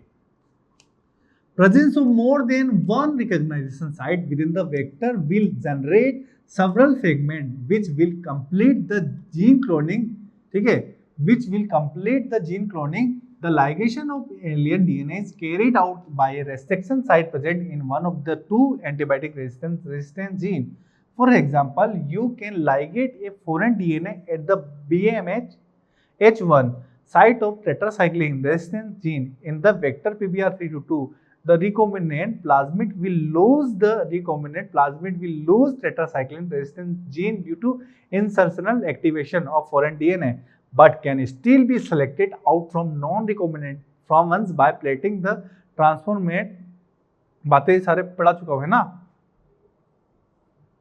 क्या यही बातें की गई है कि सेलेक्टेबल मार्कर, जो कि सेलेक्टेबल मार्कर जो होते हैं लेक ऑपरेंट हो सकता है, एंटीबायोटिक रेजिस्टेंट जीन हो सकता है, जब हम उस पे कट लगा के डिजायरेबल जीन को ऐड करते हैं, किसमें, सेलेक्टेबल मार्कर के अंदर रेस्ट्रिक्शन साइट होती है, जब हम डिजायरेबल जीन को उसमें ऐड करते हैं सेलेक्टेबल मार्कर के साथ, तो वह इंसर्शनल इनएक्टिवेशन शो करते हैं, यानी कि अब आपका सेलेक्टेबल मार्कर जो कि एंटीबायोटिक रेजिस्टेंस शो करता था, वह इंसर्शनल इनएक्टिवेशन की वजह से अब आपका क्या शो नहीं करेगा, एंटीबायोटिक रेजिस्टेंस शो नहीं करेगा, ठीक है। वैसे ही tetracycline containing medium, the transformant growing on ampicillin containing medium are then transfer on a medium containing tetracycline. The recombinant will grow in ampicillin containing a medium but not on that containing tetracycline. But non-recombinant will grow on the medium containing both the antibiotic. वही बातें कही गई है, ठीक है, वही बातें यहाँ पे की गई है कि जिसका इंसर्शनल एक्टिवेशन नहीं हुआ है वो दोनों प्लेट पे शो करेगा ग्रो को, ठीक है। लेकिन हमने टेट्रासाइक्लिन का इंसर्शनल एक्टिवेशन करा दिया क्योंकि हमने डिजायरेबल जीन को टेट्रासाइक्लिन के साथ ऐड कर दी, इस कंडीशन में इंसर्शनल एक्टिवेशन हो गया। इसका मतलब आपकी अब जो टेट्रासाइक्लिन है वो वर्क नहीं करेगी, ठीक है, रेजिस्टेंस शो नहीं करेगी। इसका मतलब टेट्रासाइक्लिन वाली प्लेट पे आपकी टेट्रासाइक्लिन वाली प्लेट पे आपका टेट्रासाइक्लिन जहाँ पे इंसर्शनल एक्टिवेशन हुआ है वह शो नहीं करेगा। The recombinant will grow in the ampicillin containing medium but non, ये सारी बातें आपको बता चुके हैं ना, यही सब बातें यहाँ पे बताई गई है, ठीक है। इंसर्शन एंड एक्टिवेशन आपको बार बार बता दी है, ठीक है, यही एनसीईआरटी कहती है और वही बातें मैं आपको बता चुका हूँ, ठीक है। अब हम बात करते हैं vector for cloning gene in plant and animal, ठीक है। वेक्टर प्लांट के लिए भी होते हैं और एनिमल के लिए भी होते हैं। एनिमल सेल के लिए अलग वेक्टर होते हैं, प्लांट सेल के लिए अलग वेक्टर होते हैं। देखिएगा, you may be surprise to know that we have learn the lesson of transferring gene into plant and animal from bacteria and virus which have known this for ages, ठीक है। आप आश्चर्यचकित होंगे कि हमने वेक्टर बैक्टीरिया वायरस के लिए ढूंढे हैं, साथ साथ हमने प्लांट और एनिमल के लिए भी वेक्टर को सर्च किया है, which have known this for ages, how to deliver gene to transform eukaryotic cells and force them to do what the bacteria or virus want. For example, Agrobacterium tumefaciens, a pathogen, यहाँ से question आता है। Agrobacterium tumefaciens, a pathogen of several dicot plant, is able to deliver a piece of DNA known as tDNA to transform normal plant cell into tumor inducing and tumor and direct this tumor cell to produce the chemical required by the pathogen. Similar, retrovirus in animal have the ability to transfer from normal cell into cancerous. इधर सुनो, agrobacterium क्या होता है? Agrobacterium टूमिफेसियंस एक bacteria होता है। इधर आओ, फिर से इधर आओ, इधर देखो, एग्रोबैक्टीरियम टूमिफेसियंस एक बैक्टीरिया होता है जो कि डाइकोट प्लांट की रूट को प्रभावित करता है। वह डाइकोट प्लांट की रूट को जब प्रभावित करता है, जब वह डाइकोट प्लांट की रूट के अंदर नॉर्मल सेल्स के अंदर ट्यूमर कोज कर देता है। क्यों? क्योंकि एग्रोबैक्टीरियम टूमिफेसियंस के पास टीआई प्लाज्मिड होता है। क्या होता है? टीआई प्लाज्मिड होता है। वह क्या करता है? टीआई प्लाज्मिड ट्यूमर को इंड्यूस कर देता है एक नॉर्मल डाइकोट प्लांट की रूट में, और वह उस ट्यूमर से जो भी न्यूट्रिएंट है वह इनटेक करता है, ठीक है। वह अपनी रिक्वायर को पूरा करने के लिए वहाँ पे ट्यूमर को इंड्यूस करता है। ट्यूमर बार बार सेल डिवाइड होती है और वहाँ से वो न्यूट्रिएंट को इनटेक करता है। वैसे हम बात करते हैं रेट्रोवायरस की। रेट्रोवायरस ह्यूमन में क्या करता है? नॉर्मल सेल को कैंसरस सेल में कन्वर्ट कर देता है। किसमें कन्वर्ट कर देता है? नॉर्मल सेल को कैंसरस सेल में कन्वर्ट कर देता है। तो साइंटिस्ट ने सोचा कि टीआई प्लाज्मिड अगर नॉर्मल डाइकोट रूट की प्लांट में ट्यूमर प्रोड्यूस कर रहा है, ट्यूमर्स को कोज कर रहा है, इसका मतलब टीआई प्लाज्मिड जाता है प्लांट की रूट में। तो साइंटिस्ट ने क्या सोचा? इस टीआई प्लाज्मिड के साथ चुपके से डिजायरेबल जीन को भी रख देते हैं। क्या बोला? इस टीआई प्लाज्मिड के साथ चुपके से डिजायरेबल जीन को भी रख देते हैं ताकि हमारी डिजायरेबल जीन भी कहाँ तक चले जाए? डाइकोट प्लांट की रूट तक चले जाए, डाइकोट प्लांट में चले जाए, ठीक है। इधर देखो, ध्यान से देखो। साइंटिस्ट ने क्या किया? नॉर्मल डाइकोट प्लांट है, ठीक है। तो उन्होंने देखा कि टीआई प्लाज्मिड क्या करता है? टीआई प्लाज्मिड अपनी इस टीआई प्लाज्मिड, ठीक है, एग्रोबैक्टीरियम टूमिफेसियम इस टीआई प्लाज्मिड को ट्रांसफर करता है। कहाँ पे? बैक्टीरिया की सेल के साथ, ठीक है। प्लांट क्रोमोसोमल डीएनए के साथ इसको अटैच कर देता है, ठीक है। दिस इज टीडीएनए, अटैच कर दिया। आप देखोगे उसकी वजह से इसमें ट्यूमर कोज होता है। क्या होता है? ट्यूमर कोज होता है। तो बच्चों ध्यान से सुनिएगा, साइंटिस्ट ने क्या किया? इसके साथ डिजायरेबल जीन को ऐड कर दिया, ठीक है। टीडीएनए के साथ क्या कर दिया उन्होंने? डिजायरेबल जीन को ऐड कर दिया, ठीक है। टीडीएनए के साथ उन्होंने क्या किया? डिजायरेबल जीन को ऐड कर दिया। बातें समझ में आई? इस टीडीएनए के साथ उन्होंने क्या किया? जीन ऑफ इंटरेस्ट को भी उन्होंने ऐड कर दिया। अब मेरी बात सुनो, बात ध्यान से सुनो। अब यह जीन ऑफ इंटरेस्ट आगे जाके इस प्लांट की बॉडी में वह एमआरएनए बनाएगा, एमआरएनए से प्रोटीन बनाएगा, ठीक है। उससे बॉडी में चेंजेस आएंगे प्लांट की बॉडी में, ठीक है। चुपके से टीआई प्लाज्मिड के साथ जीन ऑफ इंटरेस्ट भी साइंटिस्ट ने डाल दिया। क्वेश्चन आता है, ध्यान से सुनिएगा। Better understanding of the art of delivering gene bye pathogen in their eukaryotic host has generated knowledge to transform these tools of pathogen into useful vector for delivering gene of interest to human. The tumor-inducing plasmid of Agrobacterium has now have been modified into cloning vector. ठीक है, TI plasmid को scientist लोगों ने क्या किया? Modify कर दिया। किसमें? क्लोनिंग वेक्टर में। अब उसका यूज करते हैं डिजायरेबल जीन को डाइकोट प्लांट में डालने के लिए, which is no more pathogenic. अब वह पैथोजेनिक नहीं है, अब वह पैथोजेनिक नहीं है क्योंकि हमने क्या किया है, टीआई प्लाज्मिड में कट लगा के जीन ऑफ इंटरेस्ट डाल दिया, जिससे इंसर्शनल इनएक्टिवेशन हो गया। इंसर्शनल इनएक्टिवेशन हो गया। बातें समझ में आ रही है? बातें समझ में आ रही है? अब टी डीएनए में, ठीक है, इस टी डीएनए में हमने क्या किया, जीन ऑफ इंटरेस्ट डाल दी, तो इससे क्या हो गया, इंसर्शनल इनएक्टिवेशन हो गया। अब यह TI plasmid tumour inducing plasmid किसी काम का नहीं रहा, हाँ, सिवाय एक काम के, हमारे डिजायरेबल जीन को प्लांट की बॉडी तक ले जाने में। More pathogenic to the plant, but is still able to use the mechanism to deliver gene of our interest into variety of plants. Similarly, retrovirus have also been disarmed and are now used. ध्यान रखिएगा, question आता है, retrovirus have also been disarmed and are now used to deliver desirable gene into animal cell. So once a gene or DNA fragment have been ligated into suitable vector, it is transferred into bacterial plant or animal host. ठीक है, ठीक है। Retrovirus क्या करता है, ठीक है, retrovirus क्या करता है, आपका नॉर्मल सेल में कैंसरस सेल प्रोड्यूस कर देता है। अब साइंटिस्ट लोगों ने क्या किया, जो नॉर्मल रेट्रोवायरस है इसके अंदर जो पैथोजेनिक आर्म है ना, हार्मफुल पैथोजेनिक आर्म है ना, उसे डिसआर्म कर दिया। ठीक है, रेट्रोवायरस के अंदर उन्होंने क्या किया, डिसआर्म कर दिया। किसको? डिसआर्म कर दिया। ठीक है, उसकी पैथोजेनिक आर्म को हटा दिया और उसके साथ डिजायरेबल जीन को ऐड कर दिया। ठीक है, retrovirus have also been disarmed and are now used to deliver desirable gene into animal cell. Okay, ये सब बातें यहाँ पे है। अब compete host for transformation within recombinant। ठीक है, अब मेरी बात बताओ, मेरी बात ध्यान से सुनो। सेल की मेम्ब्रेन किसकी बनी होती है? सर, सेल की मेम्ब्रेन लिपिड और प्रोटीन की बनी होती है, लिपिड की बनी होती है। डीएनए क्या है? हाइड्रोफिलिक। डीएनए क्या है? हाइड्रोफिलिक है, नेगेटिव चार्ज है। तो किसी भी डीएनए को या जीन ऑफ इंटरेस्ट को सेल्स के अंदर डालना मुश्किल होता है। क्यों? क्योंकि सेल मेम्ब्रेन किसकी है? लिपिड की, हाइड्रोफोबिक है, और आपका डीएनए हाइड्रोफिलिक है। तो डीएनए डायरेक्ट इंटर नहीं कर सकता है किसके अंदर? सेल मेम्ब्रेन के अंदर, सेल के अंदर। तो उस कंडीशन के लिए हम कॉम्पिटेंट होस्ट बनाते हैं, यानी कि हम कॉम्पिटेंट होस्ट बनाते हैं।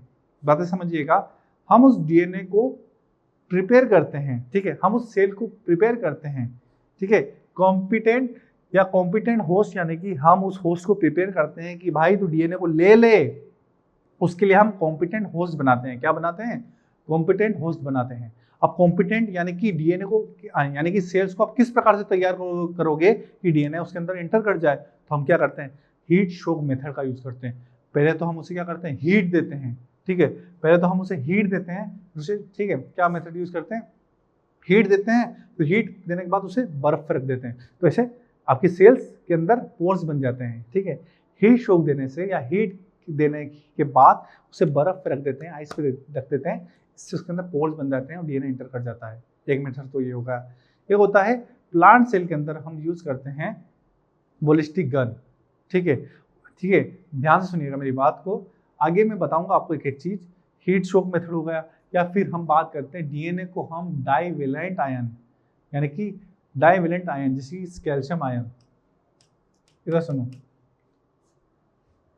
इधर सुनो ध्यान से। This is your DNA, this is your cell.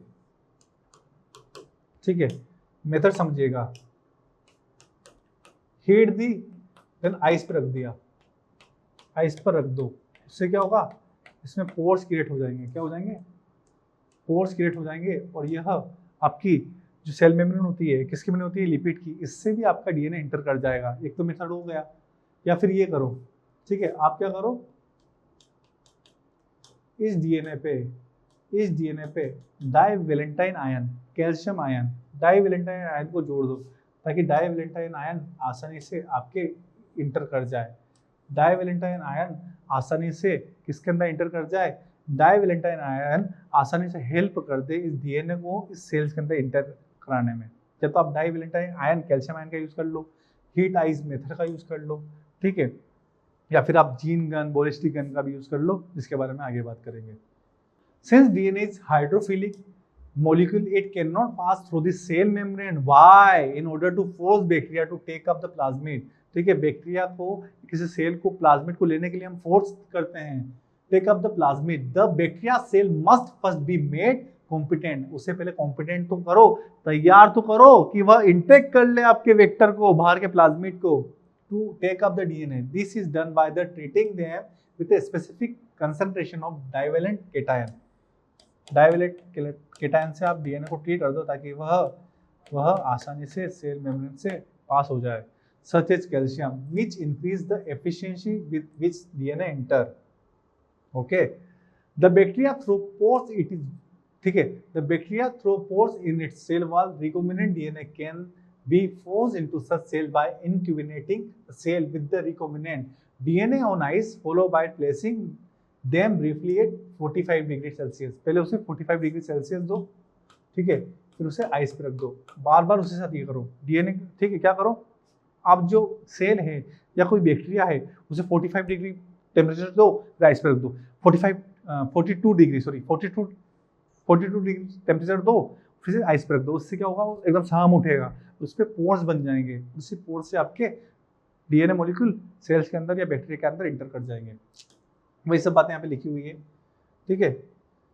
Competent host बनाने के लिए हम बॉलिस्टिक जीन का यूज करते हैं, ठीक है। किसके अंदर बॉलिस्टिक जीन का यूज करते हैं, क्या होता है बॉलिस्टिक जीन, इधर देखिएगा, या माइक्रो इंजेक्शन का यूज करते हैं। यहीं से क्वेश्चन आता है जो बता देता हूँ मैं आपको, माइक्रो इंजेक्शन और बॉलिस्टिक जीन। इधर देखो, आराम से समझो, this is micro injection. Animal cells के अंदर माइक्रो इंजेक्शन का यूज करते हैं। एनिमल सेल्स के अंदर हम डीएनए को इंसर्ट करने के लिए इन एनिमल सेल हम डीएनए को सेल के अंदर इंसर्ट करने के लिए किसका यूज करते हैं, माइक्रो इंजेक्शन का। इस इंजेक्शन में हम क्या करते हैं, डीएनए को फिल कर लेते हैं और डीएनए से उसको पुश करते हैं, ठीक है। फिल करने के बाद इसे पुश करते हैं सेल के अंदर, जिससे आपका डीएनए इंसर्ट हो जाता है सेल्स के अंदर। एक होता है बॉलिस्टिक गन। बॉलिस्टिक गन का यूज किया जाता है आपका प्लांट सेल के अंदर। किसके अंदर, use in plant cell. Use in plant cell कैसे यूज होगा, इधर देखो। बॉलिस्टिक गन में हमने क्या किया, बॉलिस्टिक गन के अंदर में क्या किया, डीएनए ले लिए, डीएनए के पार्टिकल ले लिए। मेरी बात ध्यान से सुनो, हमने क्या किया, इधर सुनो, हमने क्या किया, डीएनए का ले लिया, वो डीएनए के ऊपर टंगस्टन की कोटिंग कर दी। किसी कोटिंग कर दी, टंगस्टन और गोल्ड की कोटिंग कर दी। डीएनए क्या है, डीएनए हाइड्रोफिलिक है, आराम से पार नहीं कर पाएगा सेल मेम्ब्रेन को, ठीक है, हाइड्रोफिलिक है, और आपकी सेल मेम्ब्रेन हाइड्रोफिलिक है। तो हमने क्या किया, हमने इस डीएनए के ऊपर कोटिंग कर दी गोल्ड एंड टंगस्टन की, गोल्ड या टंगस्टन की कर दी कोटिंग। अब देखो, इस बॉलिस्टिक जीन गन में हमने डीएनए की कोटिंग करके इसको कहाँ पे बम्बार्ड कर दिया, इसको इस बॉलिस्टिक जीन से कहाँ पे डाल दिया, इसको प्लांट सेल के अंदर, जिसके आपका डीएनए इंटर कर गया सेल के अंदर, ठीक है। यही क्वेश्चन आता है, बॉलिस्टिक गन का पूछेगा या माइक्रो इंजेक्शन का पूछेगा। ओके बच्चों, thank you for attending this session. मिलते हैं नेक्स्ट क्लास में। अब नेक्स्ट क्लास में बात करेंगे बायोटेक्नोलॉजी प्रिंसिपल एंड प्रोसेस के 3rd चैप्टर के बारे में। समझ में आया ना? फिर भी अभी भी किसी को कोई डाउट हो तो कमेंट करिएगा कि सर यार ये चीज़ मुझे समझ में नहीं आई, फिर बता दूंगा, 1000 बार बताऊंगा, ठीक है। 1000 बार पूछो, 1000 बार बताऊंगा, ठीक है। मिलते हैं आपसे नेक्स्ट क्लास में, तब तक के लिए अपना ध्यान रखिए, अपने घर वालों का ध्यान रखिए। That's all about today, thank you.